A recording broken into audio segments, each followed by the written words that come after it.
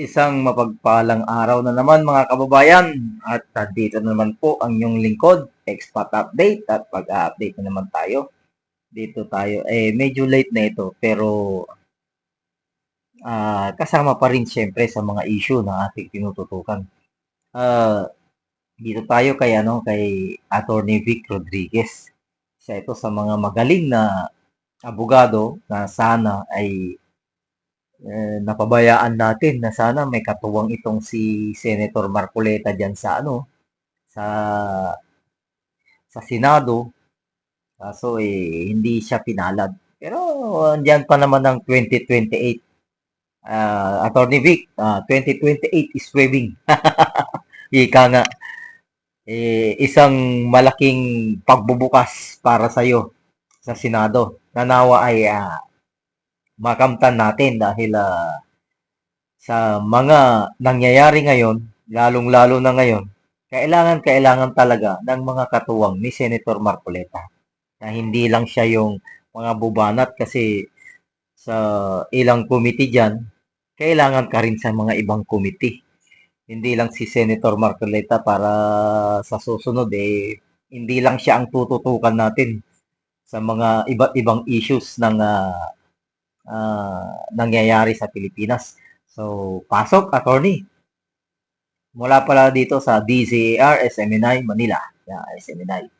Isa sa mga mainam na kahit paano, magandang tutukan tong mga medyang ito dahil hindi ito naglalabas ng mga sinungaling, kasinungalingan.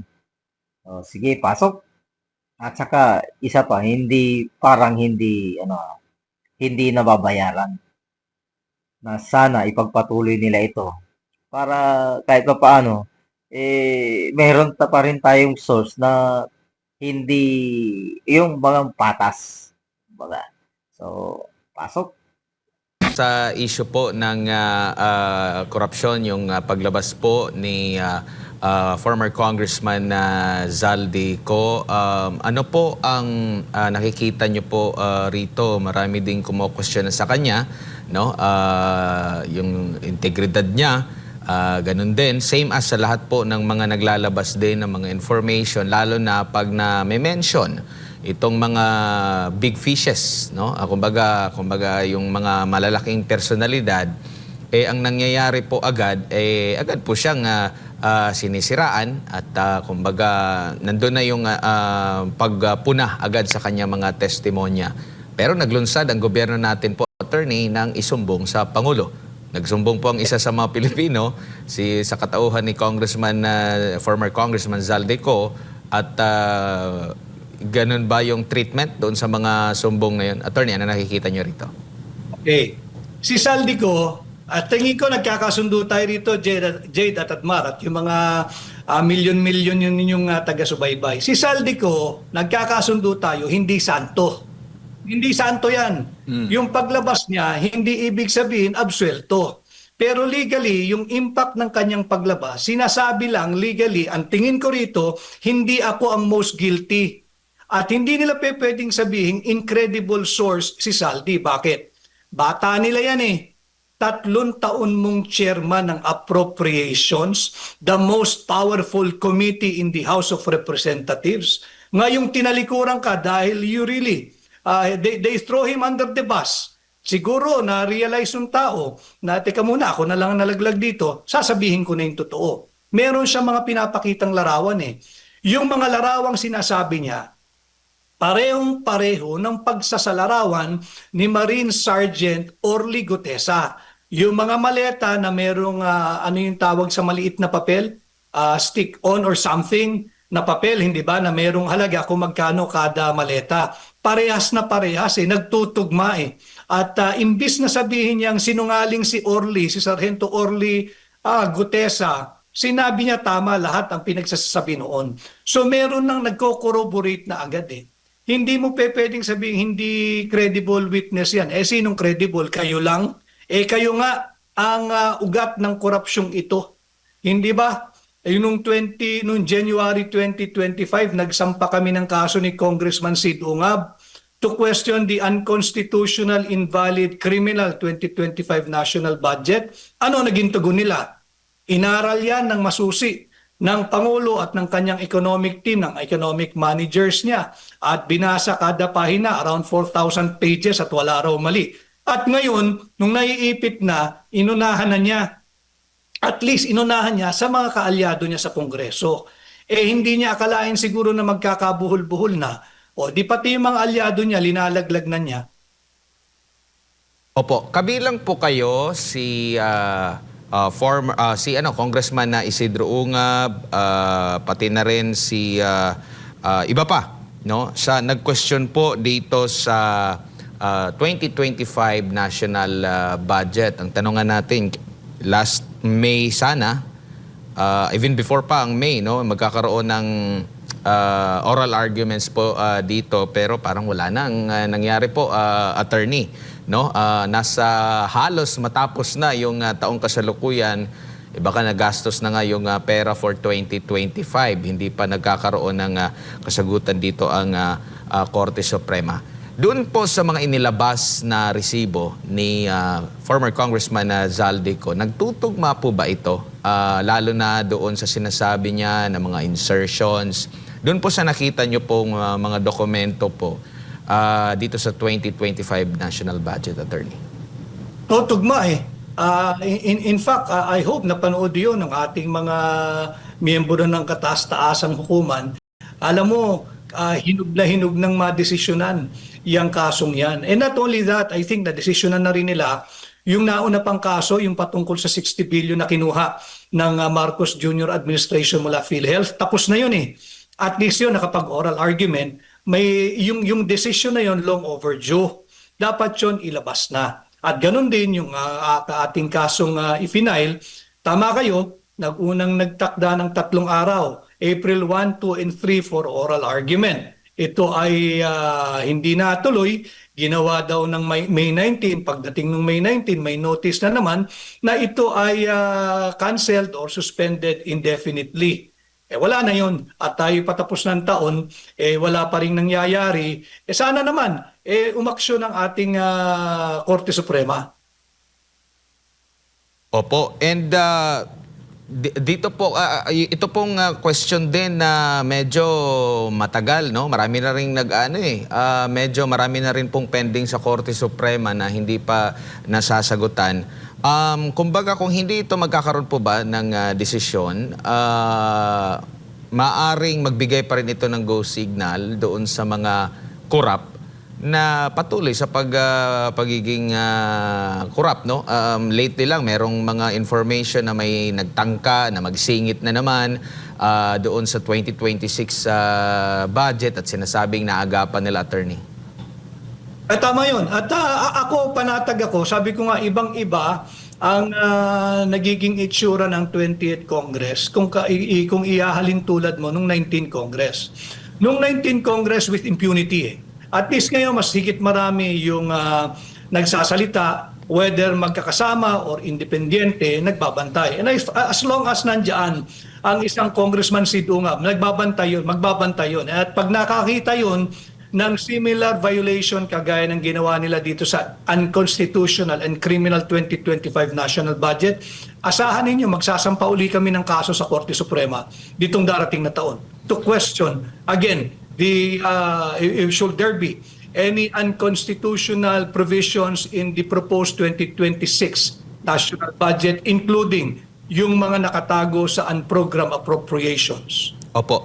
Ano naman po yung masasabi nyo doon sa notion na nagsimula daw sa kasalukuyang administrasyon sa pangunguna ng Pangulo, kaya nadidiscover itong malawakang sistema ng korupsyon sa flood control at siya lang daw yung una na talagang tumugis dito. Attorney, makatotohanan po ba ito? Absolutely hindi. Di ba, alam na natin nag-iingay na tayo noong 2024. Nagpakita ako ng larawan, December 26, 2024, sila ay nagpupulong sa Malacanang siguro yun at ang kanilang ginamit na termino, thoroughly reviewing, masusing pinag-aaralan ang legalidad ng panukalang budget ng 2025. Pinirmahan pa rin. Ano ang ugat ng korupsyong pinag-uusapan natin ngayon? Hindi ba't itong unconstitutional, invalid at criminal 2025 national budget? Sino ang pumirma? Matapos silang masusing pag-aralan at basahin ang kada pahina ng 4,000 higit kumulang na 2025 General Appropriations Act. Hindi pwedeng maghugas kamay. Nung pinirmahan mo, inaprubahan mo ang lahat ng linalaman ng unconstitutional 2025 budget. Kanya hindi pwedeng sabihin na wala kang pananagutan dito. Isa pa sa mga depensa nila, dahil kung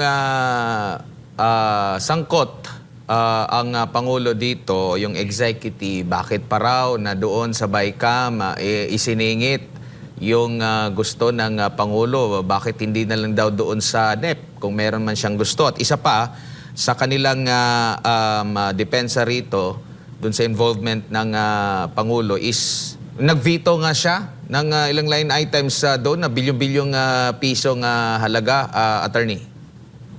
Yung sinasabing veto, walang veto yun. Bito-bituhan lang yun. Kasi yung binito niya, parte ng unprogrammed appropriation. Yan din ang isa sa pananaw natin. Kaya nagustuhan ko tong video na ito eh. Kasi isa rin yan sa pananaw ko eh, na pananaw ko lang na talagang bito-bituhan lang yon para sabihin nila na binasa, na ito ay binasa ng maigi, sinusing maigi, na binasa niya yung 4,000 mahigit na pages para naman sabihin na nagtatrabaho. Pero kung tutuusin yan, talagang bito-bituhan lang yan para may maipakita sila, na sabihin nila may ginagawa sila, pero sa totoo lang, sila din naman ang gumawa ng mga multong kanilang kinakatakutan ngayon.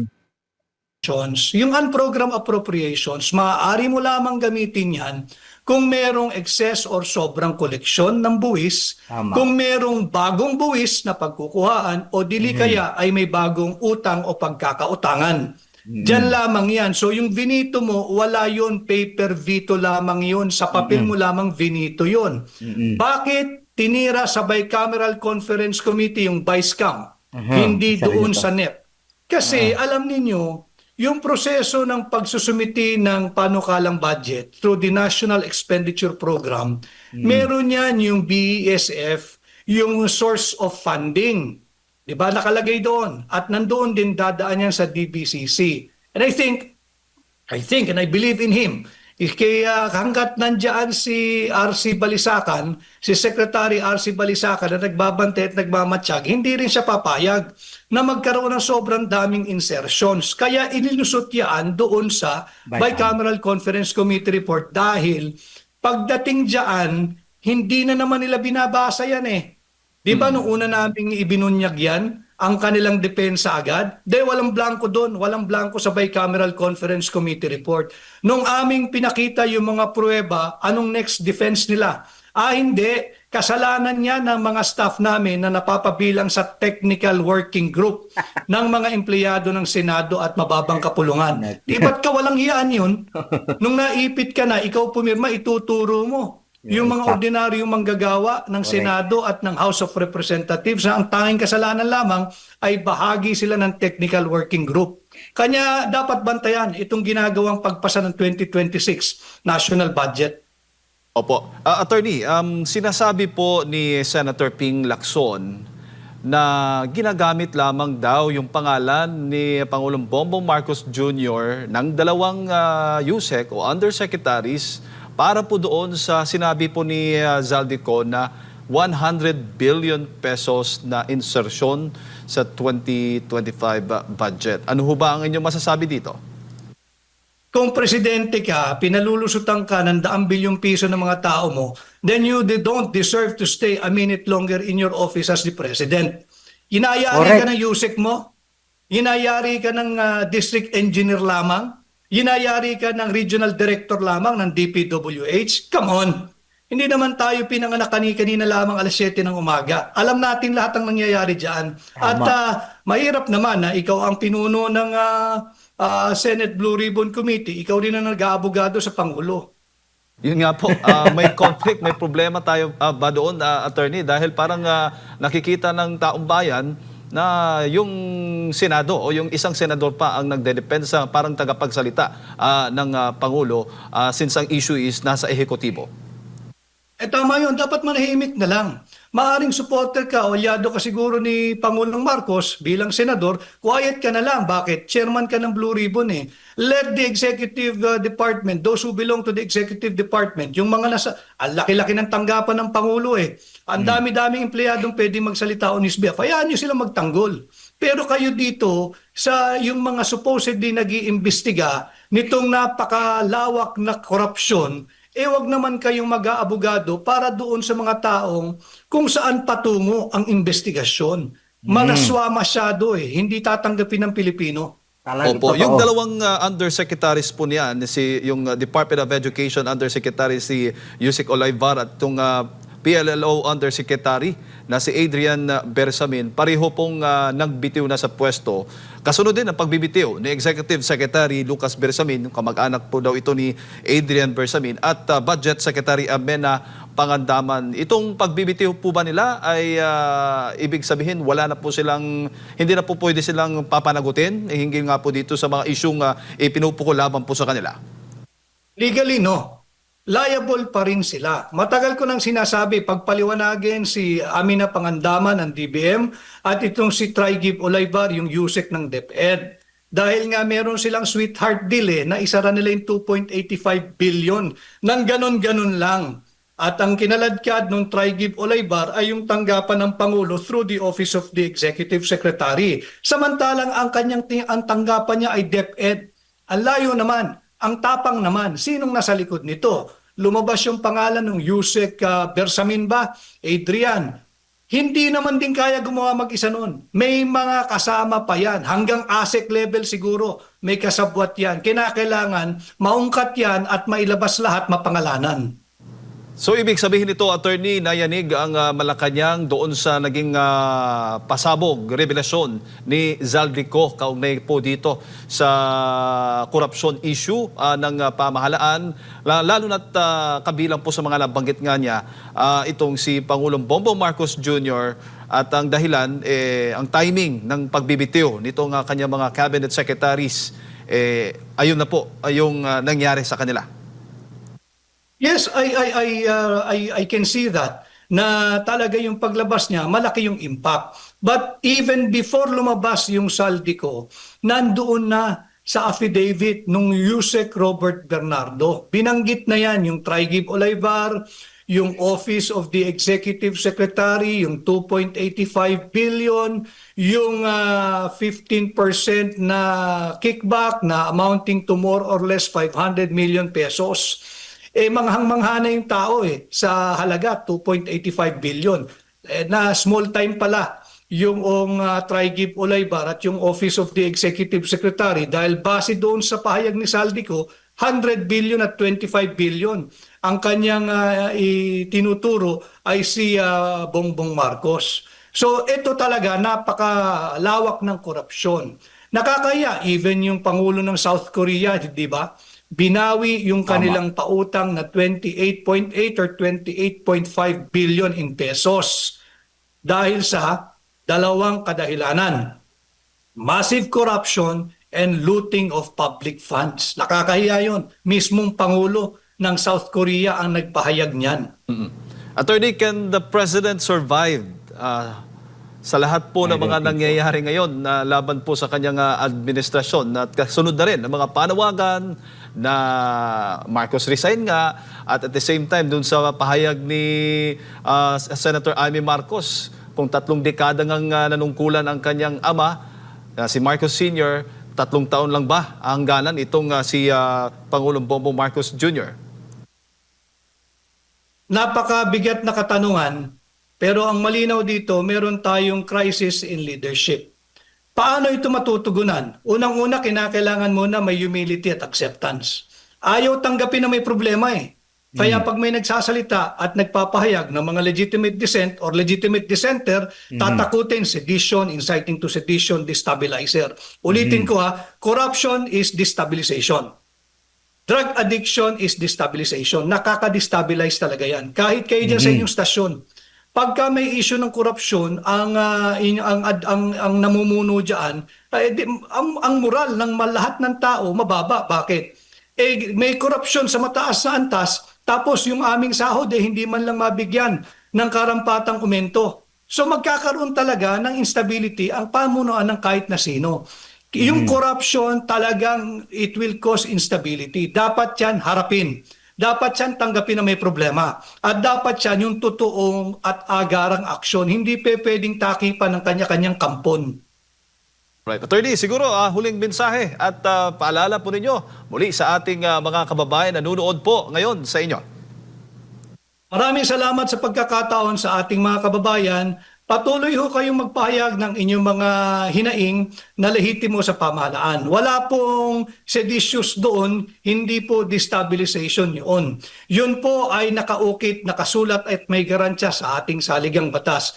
We have the right to know on matters of public concern. Meron tayong karapatang malaman. Yan po ay nasa Article 3 Section 7 ng ating saligang batas. At yung Article 3 Section 4 ng ating saligang batas sa Bill of Rights, ang kalayaan nating magsalita, magpahayag at payapang magtipon-tipon upang ilabas ang ating reklamo, hinaing at saloobin laban sa mga maling polisiya ng ating pamahalaan. Atin pong protektahan, ipagtanggol ang ating saligang batas. Maraming salamat po at mabuhay, magandang araw po sa ating lahat. Thank you. Ayun, napakalinaw. Ito yung mga ilang araw nating mga topic na alhamdulillah ay nakakita tayo ng video na maglilinaw sa mga kailangan nating ipaliwanag. Kumbaga, mas mainam talaga yung mga abogado tulad nito ni Senator, Senator na tuloy. 2028 pa, sir. Ni Attorney Vic Rodriguez.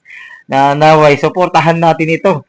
Dahil sa totoo lang isa ito sa mga magbabago rin dyan sa Senado. Kaya nga, yung sinasabi ko nga na makakatuwang itong malaki ni Senator Rodante Marcoleta.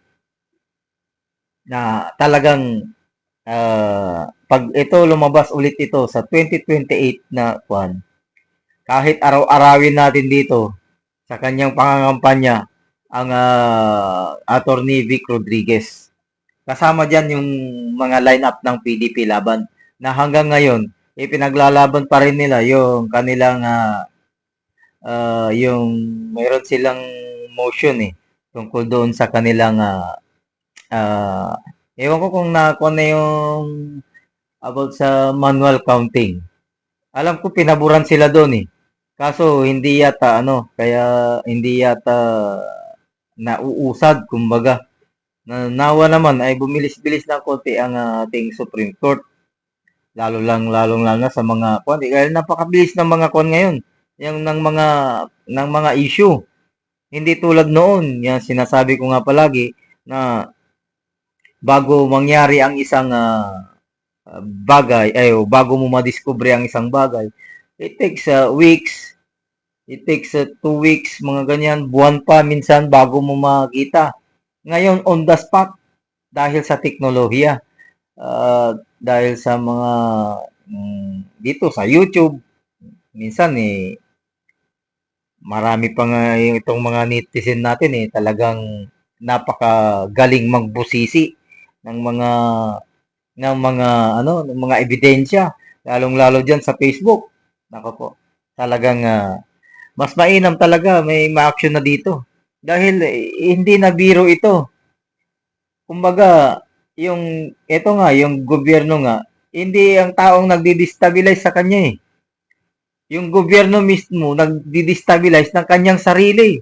Dahil sa malawakang corruption na ito, at recently, pinalabas pa yung umamin yung kanyang kapatid na si Senator Ivy Marcos na mayroon siyang na siya ay gumagamit pa ng ipinagbabawal na gamot, which is, kung ikaw ay presidente, dapat nasa tamang pag-iisip ka palagi. Eh, alam naman natin na iba ang epekto ng kuwan na yan, ng mga droga na yan. Sabihin na natin, 1 time, 2 times, okay. Medyo okay ka pa dyan. Pero yung palagian na dumidepende ka na doon, na kung sakaling ma-stress ka dahil may mga nagrarally, etc., or binabatikos ka, nakaka-stress yun di ba? Eh, syempre, saan pa papupunta ang isang drug dependent? Eh, di po maghahanap ng ano yan, maghahanap ng tama yan. Sandali lang. Tinitira nyo po, sandali lang. Papasok na lang ng kwarto yan. Sisinghot na lang siguro. Kaya alam na alam natin yung mga ganyang galawan. Dahil kahit papaano, hindi naman tayo sa family, meron tayong mga pinagdaanan ganyan. Kaya mayroong sistema tayong alam. Kasi isa lang kamo. Kahit na isa lang ang mapasok sa pamilya na may ganyang problema na about sa isang addict or drug dependent, ika nga, is sira na ang pamilya. Kasi pag wala nang makuha niyan, lalong-lalo na sa ating mga mahihirap, pag wala nang pangdroga yan, unang-una dyan mangungupit. Unang kupit-kupit muna sa bahay. Tapos kung ano-anong maibenta, makita diyang bakal, kung ano dyan, kaldero, kung anong maibenta niyan, para lang may pantustos sa kanyang bisyo. Ngayon, pag wala nang makuhanan, lalabas na yan, sa iba na yan gagawa. Kung ano yung magawa niyang maiko-convert niya sa kanyang pambili ng kanyang bisyo. Kung ano-ano. Minsan nga, naalala ko nga yan hindi sa pag-ano sa mga may kapitbahay kang ganun. Maski alaga mo ng manok, tinitira yung manok na alam mo na sa probinsya, di ba? Pag yung maliit pa, akin pa, pinapakain ko pa, tuwing umaga, nandyan pa. Ay nung malaki na at medyo mataba na pwede na pang tinola, hindi mo na makita. Minsan balahibo na lang makikita mo, lumilipad na lang dyan sa kalsada o makita mo doon sa may mga kumbaga sa may mga campus pit, mga pit, yung anong tawag nun, yung hinuhukay na basurahan, uso yan sa probinsya doon mo makita na parang kamukha ng balahibo ng manok ko yun yung ganun pangyayari. Kaya talagang yung nakaka-destabilize talaga ng government yung mga nangyayari. Yan, yung number 1, yung corruption. Sila mismo ang nag-destabilize ng kanilang sarili. Tapos ito nga, recently nga, itong paggamit daw ng pinagbabawal na gamot. So hanggang dito na lang at maraming salamat po sa inyong panonood. At kung hindi pa kayo nakaka-subscribe, andyan lang po ang subscribe button at pakiclick na rin yung notification bell para lagi kayong updated sa ating mga videos. At mayroon pa itong si Attorney Vic, mayroon pa yung mayroon siyang dito sa Facebook at YouTube. Subscribe kayo dyan para marami tayong matutunan sa mga nangyayari sa ating pamahalaan. Hanggang sa muli, syukran, assalamualaikum warahmatullahi wabarakatuh. Thank you, Attorney, at mabuhay rin po kayo.